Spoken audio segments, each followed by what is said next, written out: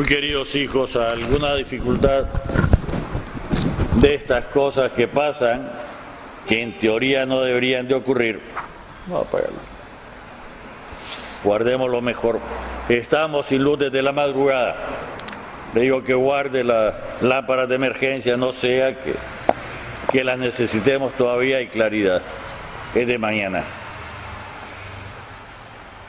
Ayer teníamos la jornada mundial convocada por el Papa para rezar por la paz en Siria, en el cercano Oriente y otras partes del mundo donde hay violencia, y habría que incluir, por desgracia, aún tantas familias nuestras.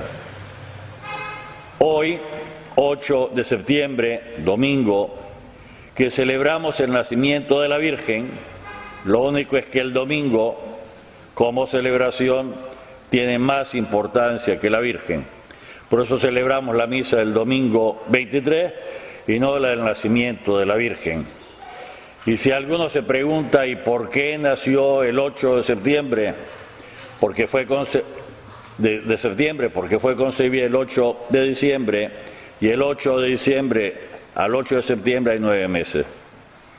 Las fechas, para que no gastar pólvora en sopilote, son teológicas, es decir, momentos para que nosotros pensemos sin que necesariamente tengan que obedecer a la cronología de cómo entendemos algunas cosas.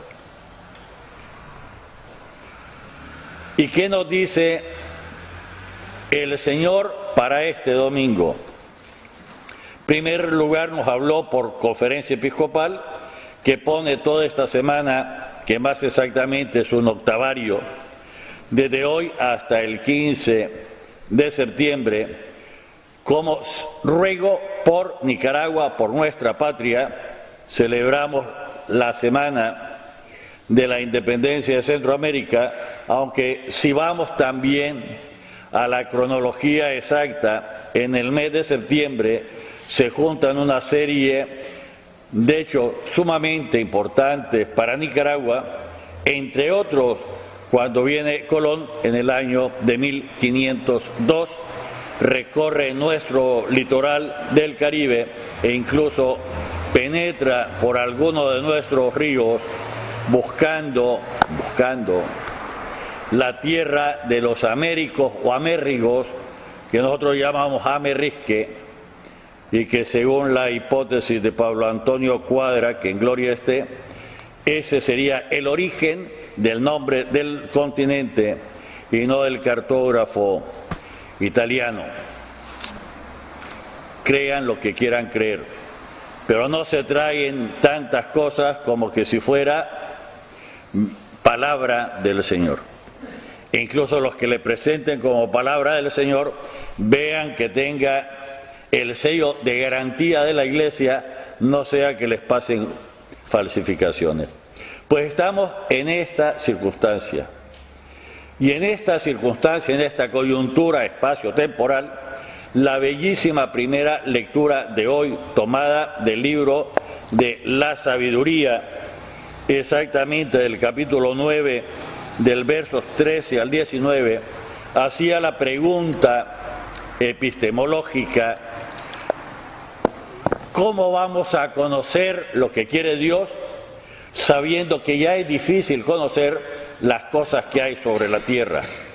Y llevaba la propia lectura, después de una introducción y estimular nuestro pensamiento, a la respuesta a su pregunta. Conocemos la voluntad de Dios porque el Espíritu del Señor nos lo hace conocer. No hay otra forma de conocerlo.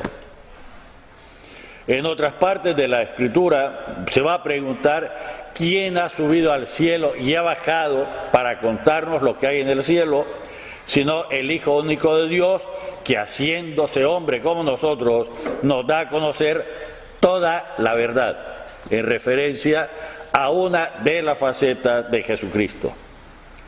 Pues bien, si esto es así, tendríamos que tener presente varias cosas. lo que nos decían los obispos en su reciente mensaje, que la oración es una forma de conocimiento, no una alternativa a las cosas que tenemos que hacer, sino una forma de conocer más profundamente lo que quiere Dios para que nuestro entendimiento, iluminado por esta oración, por este Espíritu Santo que se hace presente en la oración, nos permita orientar las acciones que necesitamos hacer de transformación, no solo de la propia persona, de la familia, sino de la sociedad. Una profunda toma de conciencia, nos decía Conferencia Episcopal hace ya algunos años, en este mensaje del mes pasado, hacía ver cómo la oración precisamente era lo que orientaba la acción casi inmediatamente y nos permite al mismo tiempo mantenernos en la fidelidad. Porque hay algo que tendríamos que tener como presente, lo hemos aprendido con el cuerpo, sobre todo en estos tiempos de lluvia hay que cuidarse, si no nos vamos a resfriar. Y al primer síntoma comenzar a tomar algo para que no crezca el resfrío, pues las congestiones, los resfríos ideológicos y de la verdad son sumamente peligrosos. Y todo error, aunque sea muy pequeño al inicio, dijo en su momento Santo Tomás de Aquino, retrocedemos casi 900 años, al pasar va a ir haciéndose cada vez más grande hasta que las consecuencias sean catastróficas. Imagínense, por ejemplo, una zanja que haya que hacer y que del punto inicial se desvíen 1 centímetro. Mientras se profundice, se van a hacer más que kilómetros por un error de un par de grados de ángulo del lugar donde queremos ir al lugar donde nos equivocamos.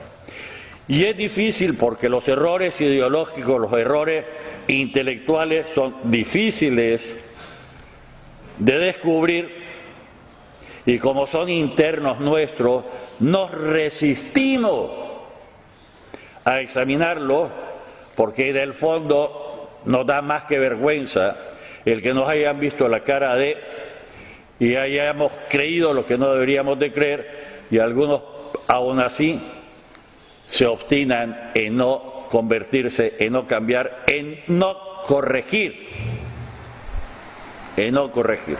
y quisieran más bien que Dios quisiera el cambio. Para nosotros no tenemos que cambiar.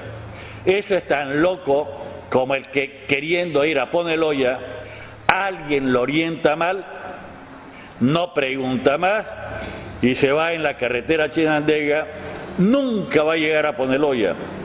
Y no es que le pida a Dios el milagro de cambiar Poneloya y ponerlo en la dirección de la carretera Chinandega para encontrarse. Nos toca detenernos, darnos cuenta que metimos la de andar, que alguien nos orientó mal, sin entrar a juzgar en las propias intenciones, nos orientó mal, entendimos mal, nos equivocamos, hay que deshacer el terreno, corregirlo, si queremos llegar a nuestro fin. El bellísimo evangelio de hoy, precisamente, que está tomado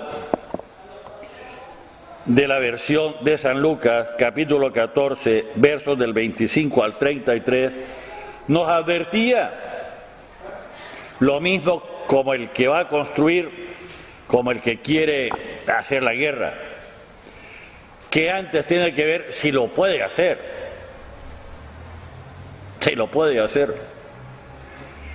pues uno de los prerequisitos para poder seguir a Jesucristo es ponerlo a Él, preferirlo a Él que a cualquier otra cosa,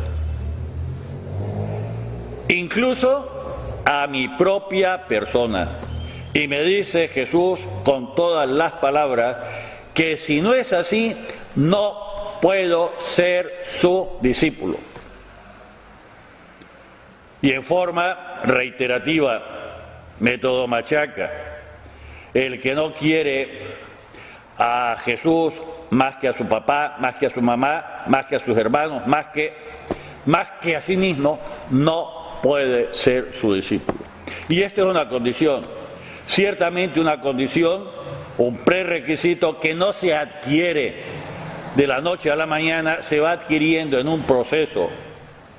Y en un proceso mientras vamos siguiendo a Jesús, mientras lo vamos conociendo mejor, mientras la luz del Espíritu Santo nos va iluminando mejor y podemos ver lo que tenemos que cambiar en nuestra existencia.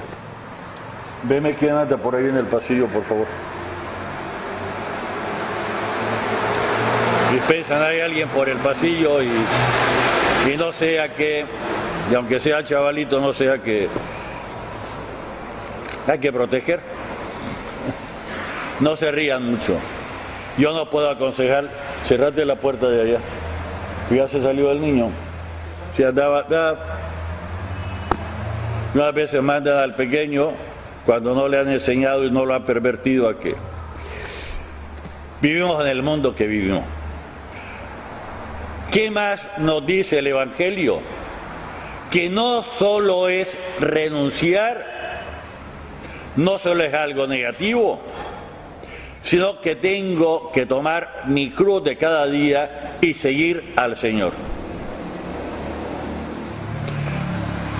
Hay algo, desde luego, que tengo que ir haciendo en el camino. Si quiero llegar al fin, tengo que tener la mirada fija en el horizonte, al punto donde quiero llegar. Pero al mismo tiempo, en este caminar, tengo que irme desprendiendo de todo lo que me dificulta este caminar. Más aún, al final del Evangelio, el Señor me dice que si no renuncio a todos mis bienes, no puedo ser discípulo de Jesús. En el fondo, tiene una enseñanza muchísimo más profunda de lo que aparece en la superficie.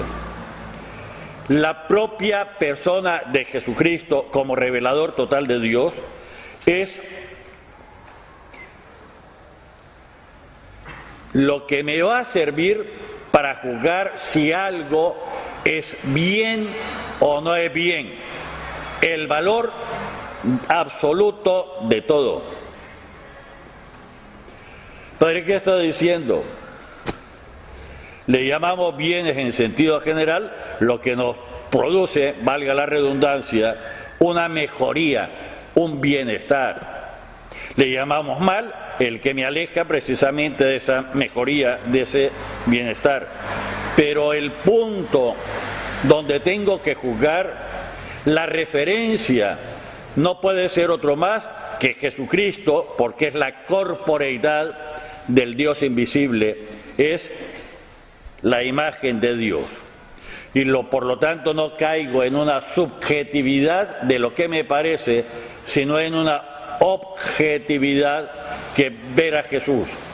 Y esta orientación, esta directriz, me lo transmite en forma fiel la Iglesia. Porque la Iglesia tiene como cabeza a Jesucristo y como alma al propio Espíritu Santo. Y si alguien piensa, Padre, pero si en la Iglesia hay un montón de gente corrupta, de zánganos,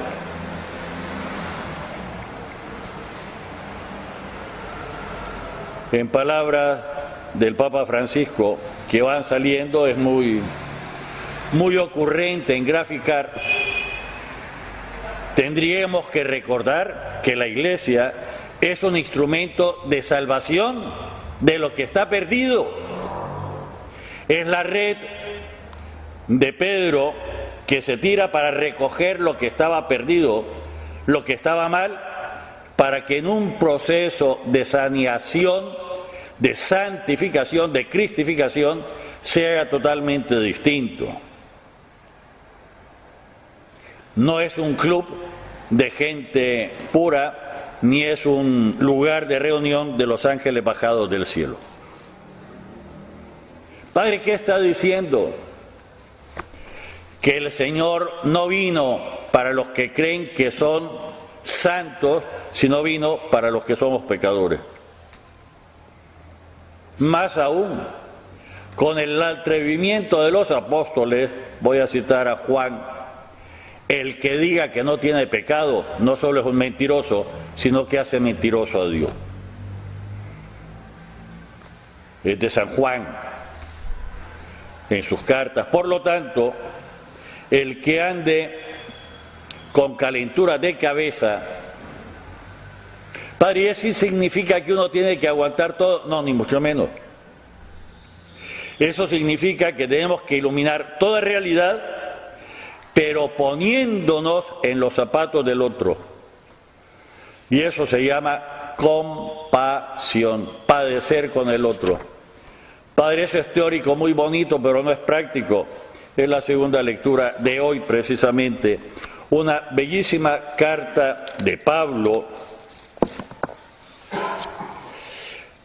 a Filemón, capítulo 9, verso 10 y el verso del 12 al 17. Yo, Pablo, ya anciano y ahora prisionero por causa de Cristo, quiero pedirte un favor. Quiero pedirte algo en favor de Onésimo, mi hijo, a quien he engendrado para Cristo, aquí en la cárcel.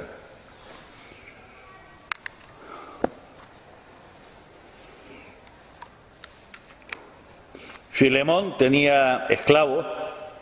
La esclavitud no desaparece con el cristianismo de la noche a la mañana. En Centroamérica, por el decreto de 1823, 2 años después de la independencia, comienza a desaparecer. Saben que William Walker en 1854 lo volvió a poner. Cuando en los Estados Unidos se peleaban entre norte y sur, y algunos que sí, otros que no, otros que aquí ya la habíamos terminado la esclavitud, por lo menos en decreto. Pero los procesos siempre llevan su tiempo. La raíz precisamente de exterminar la esclavitud, aunque requirió algunos siglos, está precisamente en esta bellísima carta de Pablo a Filemón. Los cristianos en Cristo todos somos hermanos.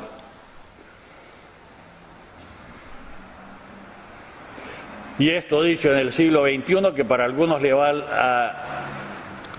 a saltar ampolla. Y alguno va a pensar, si yo soy sandinista, ¿cómo le voy a decir hermano a alguien que es liberal y comienza la? O si es del PLI, va a decir, ¿cómo le va a decir hermano a... En Cristo todos somos hermanos. Uno de los efectos del bautismo. Un cambio en el orden del ser ontológico. Padre, pero yo no lo sabía. La realidad es independientemente de tu conciencia. Y estoy citando a Marx, que al mismo tiempo se copió de otro en la tercera tesis contra Feuerbach, para que no digan de que por el cura, porque los curas tienen que decir mentiras. Para los que dicen muy materialistas, es cita literal de Marx. La realidad es independientemente de la conciencia que se tenga de ella. Digo, Marx tampoco la inventó, la copia, y de bastante antes. Se operó en nosotros una realidad que tenemos que conocer qué fue lo que pasó, para conocernos mejor.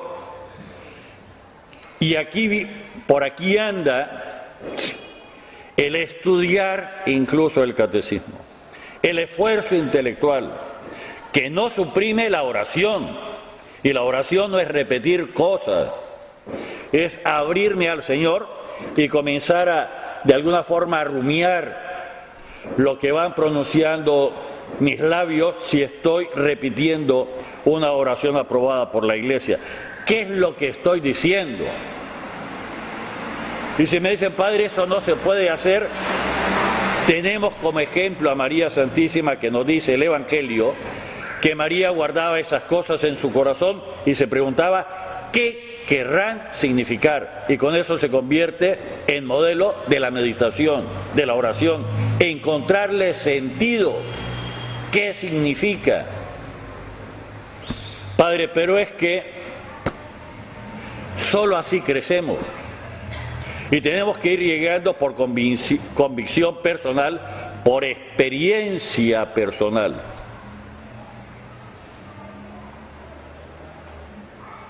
Pero que a alguno no se le ocurra experimentar todo, no sea que a alguno se le ocurra poner en cuestión de si el arsénico en realidad es veneno o no veneno, y se ocurre probarlo y en su cuerpo se va a morir, se va a morir.